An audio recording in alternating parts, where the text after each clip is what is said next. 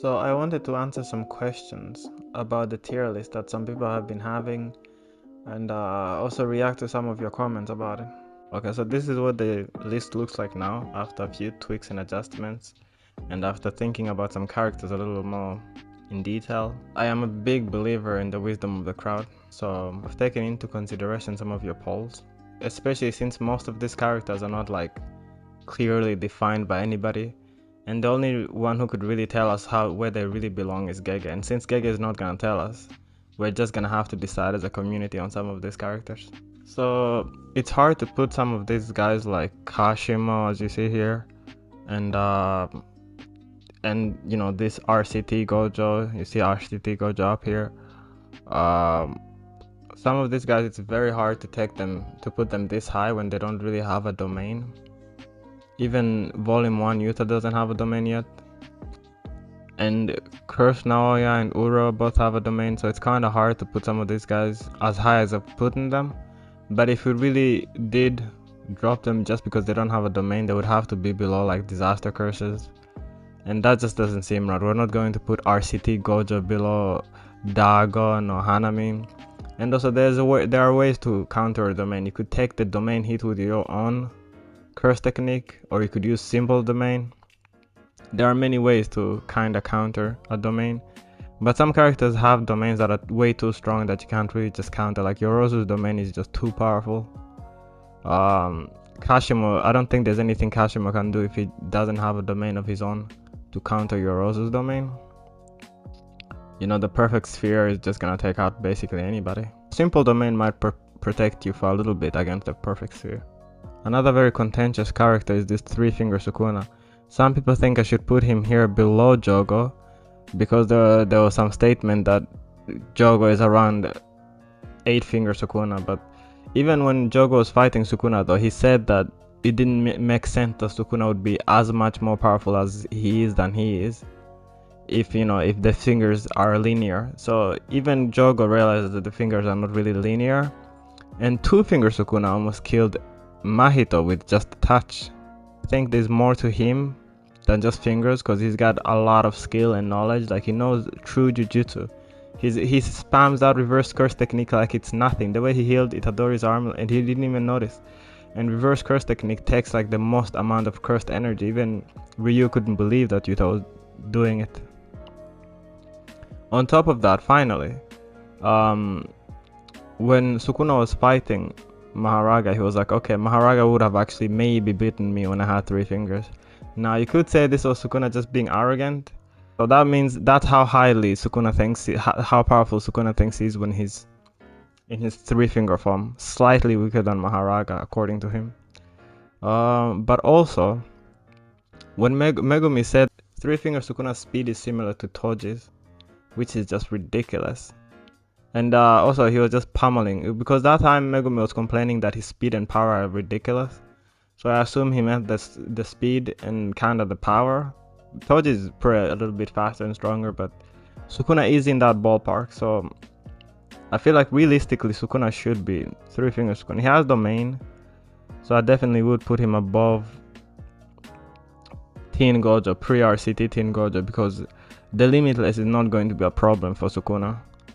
And Sukuna has RCT, Gojo doesn't, so 1 slash and Gojo can't heal. And I don't think Gojo is that tanky at that point, so yeah, I would definitely put this Sukuna ahead of Gojo. I mean, it's a little bit arguable to put him ahead of Curse Naoya, Yuta, Ryu, but I think most people will be happy with this order. But I've bumped some characters up, as you can see. Toji and Maki, like, these guys are ridiculous. They're like superhuman. Even you have these special grades like Yuki and all these people calling them superhumans. These guys, even in the Heian era, you're not going to find many people who can actually compete with these guys. Like Yorozu, if she was from the Heian era, and I think she was actually, Yorozu was from the Heian era, and she was throwing herself around like she's one of the people who can actually fight back then. I'm not sure if Uraume one-shotted her, but I would assume that Uraume is probably slightly stronger than Yorozu. But no, even back in the Heian era, you won't find many people stronger than Toji or even Maki, because they're just like absolute monsters. Like, you don't really get much better than that. And they have their crazy hacks with the soul splitting stuff, and you can't really use a domain on them or RCT. Like, come on, that's so busted. RCT Gojo. Well, we saw what he did to Toji, so we have to assume he would do the same thing to Maki. So that's just next level of power. I had some trouble with RCT Gojo against Kenjaku. But you know, now that I think about it, Kenjaku has the open domain, but Gojo has this RCT now. I might put RCT Gojo over Kenjaku, but I think those are interchangeable. Kenjaku has always been scared of Gojo. Even back when Gojo was a teenager, Kenjaku was kind of scared of him. Even he didn't have Gito's body then, though, yet. But you know, I still think Kenjaku would not have wanted to fight that RCT Gojo, even before Gojo got a domain. Because even now Gojo has a domain, but Kenjaku has the open domain, so he could potentially like kind of like break it from the outside. I don't know. It's very close though. It's very, very close between these two. I don't know. 15 finger Sukuna I think might be just slightly stronger than those two. That's just a hunch. I might be wrong. Okay, another one I bumped up like crazy is Geto. Geto, took him from basically weakest to right now where the list is. He's like basically kind of like top of the special grade for now. And I think the reasoning behind here is there's this guy, I can't remember quite his username, but I'll put him on screen though.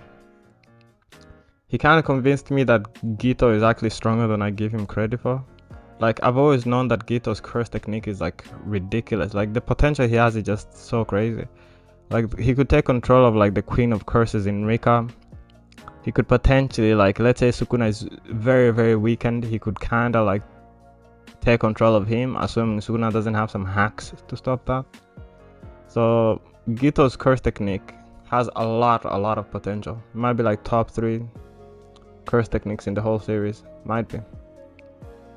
But we didn't see him display a domain. But you know, there's a lot of talk that maybe Gege hadn't, you know, flashed out the whole power system and the domains that were not like established in his like mind that this is gonna be a thing. Cause even Gojo didn't display a domain back then. Again, even though he was in a hurry, he could have just opened a domain quickly against Miguel. Even though Miguel did have the thing to cancel out his technique, but I don't know. But you know, there's a lot of assumptions with Geto. As you could see, my guy was saying that Geto also has like multiple curse spirits with a domain expansion, and we've only seen one, the Pox. If Geto had that one and it's not one that Kenjaku added.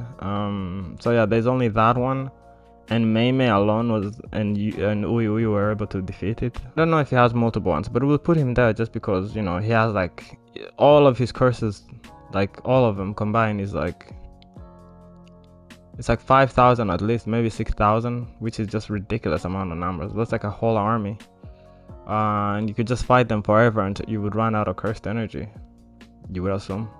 And if he has some that have domains as well, that's just like kind of busted. So we'll put him there.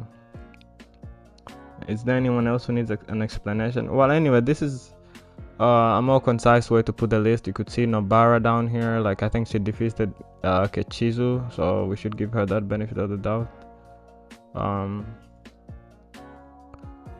Eso is probably slightly stronger than her. Kirara had these weird hacks, but wasn't really that strong other than that. So yeah, these lower level characters, no one really remembers them in detail. Okay, let's be honest, unless it's like your favorite character. Nue is very, very tough. We didn't really see, but Sukuna really expected Nue to take out like a bunch of people, so give him some credit as well. Okay, so let's continue and get into the list. Oh my god, now I'm going to rank these other guys. Ugh, that's not good. I only have a few minutes. Okay, let's get right into it. Gojo, clearly legendary, easiest pick of the whole list. Legendary, strongest tier fighter. So that was just a sneak peek on the third and final part of the tier list. Should be coming out tomorrow or latest the day after tomorrow. And please do subscribe if you like to see this type of content, and if you want to see the final of the tier list when it comes out.